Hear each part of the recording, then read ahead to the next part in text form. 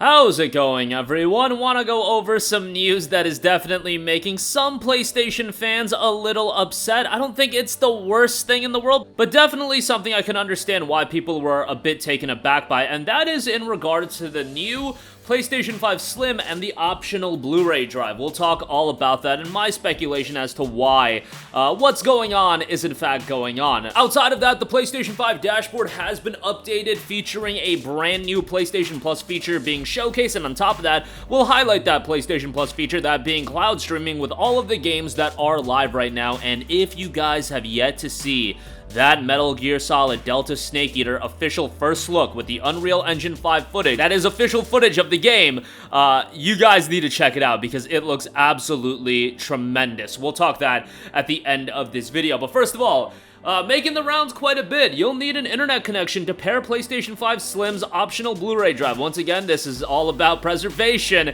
that people are getting upset by.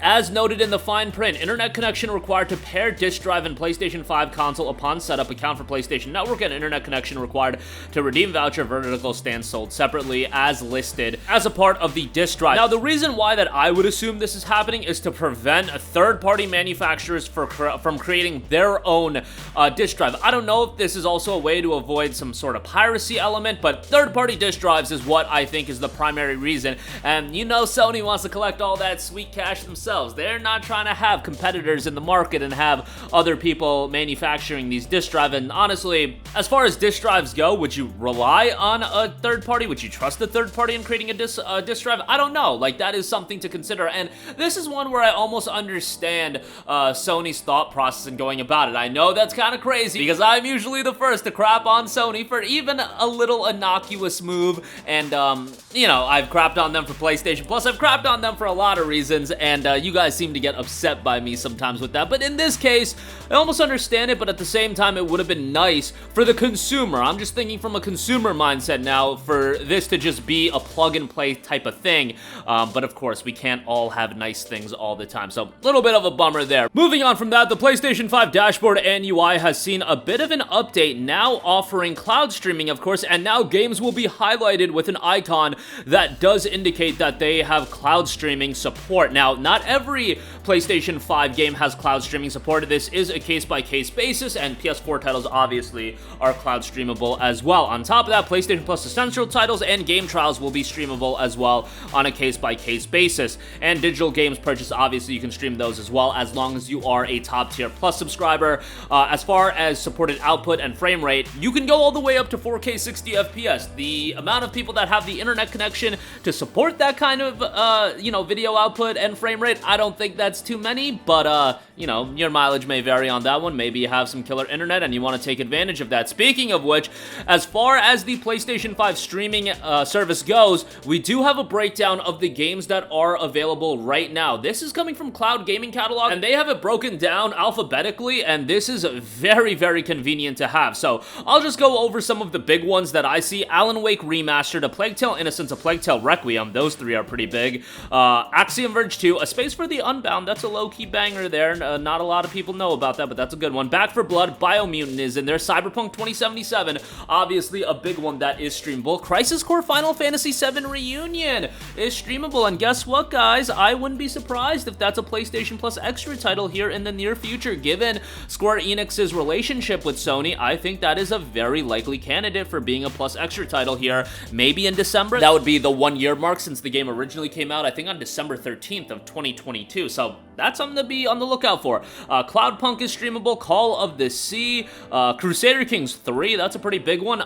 Destiny 2 is streamable. You've got Dying Light 2, Stay Human, that'll be fully streamable. Devil May Cry 5, Dauntless, Death Stranding, Deathloop, Dead Island 2, Doom Eternal, DNF Duel, Divine Knockout, Disco Elysium, The Final Cut, obviously just got added to Plus Extra as well.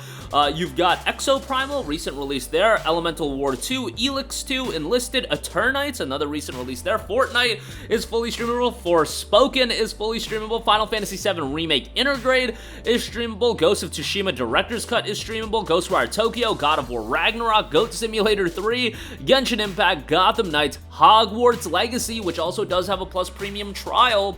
That is fully streamable. Hitman World of Assassination, Haven, which is another low-key banger. Horizon Forbidden West, that'll be fully streamable as well, so some good stuff there. Immortals Phoenix Rising, Inscription, Judgment, which is just a fantastic game, Jet the Far Shore, Kenna Bridge of Spirits, Lego Star Wars The Skywalker Saga, Lost Judgment is there as well, Like a Dragon Ishin, that's in there. Marvel Spider-Man Miles Morales, no Marvel Spider-Man 2 yet, I'm sure that'll be coming in the near future. Marvel's Guardians of the Galaxy, Mortal Kombat 11, Neo 2, Octopath Traveler 2, which Octopath Traveler 2, another one that I could see getting added to PlayStation Plus Extra here, maybe like next February or something like that, again, the 1-year window, since that game has been out. Outer Wilds, Observer System Redux is streamable, Persona 5 Royal, Ratchet & Clank Rift Apart, Resident Evil 2 Remake, 3 Remake, 4 Remake, and Resident Evil 7 Biohazard, and Resident Evil Village, all streamable.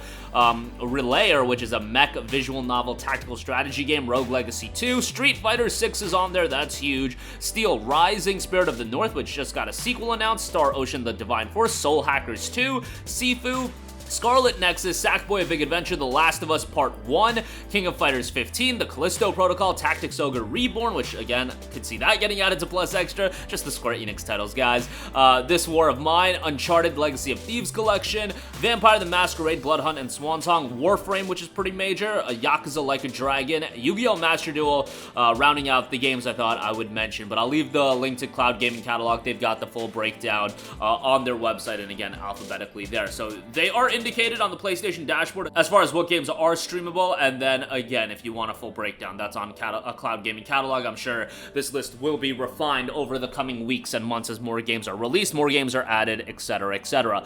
Lastly, as a part of the Xbox third-party event that happened yesterday, we got the first in-engine look of Metal Gear Solid Delta Snake Eater, so this is actual gameplay of the game, and oh my goodness, running on Unreal Engine 5, this game is shaping up to be, I think, what everybody wanted it to be from a technical and visual presentation standpoint.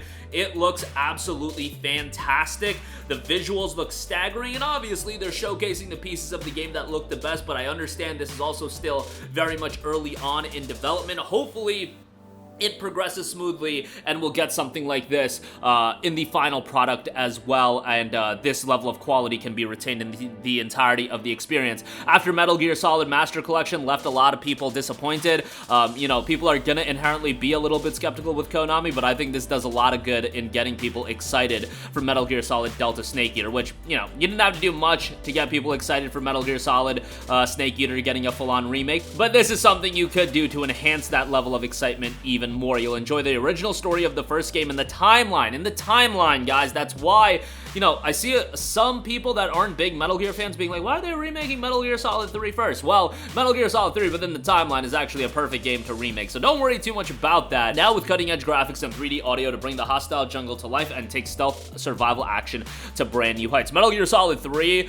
is my favorite Metal Gear title, probably alongside Peace Walker. Like, those are the two that I personally enjoyed the most. Like, I loved Metal Gear Solid 5 as well, and that's the game that gets kind of a little bit of flack by a lot of people, and you can understand why with everything that went down with Kojima and the cut development of the game, but Snake Eater is just fantastic, and I know that some people were just kind of cautious of picking up the Master Collection just because, you know, they're gonna play Snake Eater with the full-on remake, but with the remake trend becoming a thing, I'm of the mindset that I like to play through the original game prior to the remake coming out. It's just something that I've enjoyed doing. Like, I'm playing through Final Fantasy VII again before Rebirth comes out. I mean, I'm gonna play through the remake again, and I really wish that I played through the entirety of the original Resident Evil 4 prior to the remake coming out. Like, I played through Resident Evil 4, the original, several times, but I should have gotten a playthrough of that in right before the remake dropped. But going forward, that's a habit I'm gonna make before I play remakes, is to give the original a playthrough, especially for the ones I'm excited for,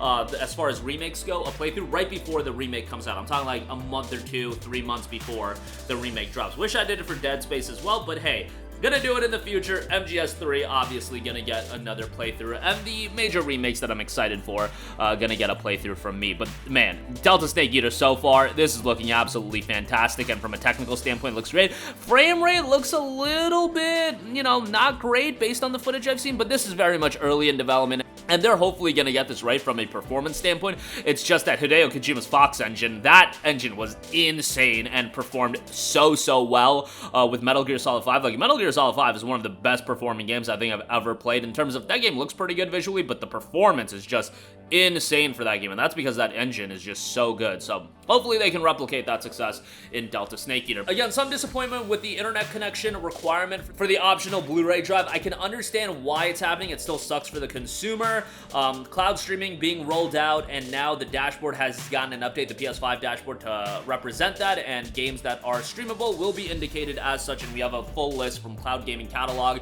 Pretty notable games across the board, but as far as, you know, cloud streaming, it's still something I'm not ready to delve into in its entirety. And Metal Gear Solid Delta Snake Eater, we got the official first look, and man, oh man, does that game look fantastic. Based on what we're seeing thus far, starting to think it might not be a fall 2024 release, might have to wait until 2025, but we'll see how that turns out. I've waited many, many years to get Metal Gear games to come out, so waiting, you know, a couple of years for Delta Snake Eater isn't the worst thing in the world. That's gonna do it for me. Sound off with all of your thoughts in the comment section down below. Thank you for watching, and goodbye. Hey guys, we hope you enjoyed the video, and if you did, make sure to hit the subscribe button, and if you're already subscribed, do us a favor and hit the bell icon. This way you'll be notified whenever we post a new video. That's the best way to keep up with all of our uploads, and we usually try to upload 2 videos a day. And with the bell icon hit, you'll be notified whenever we do upload a video. As always, thanks for watching.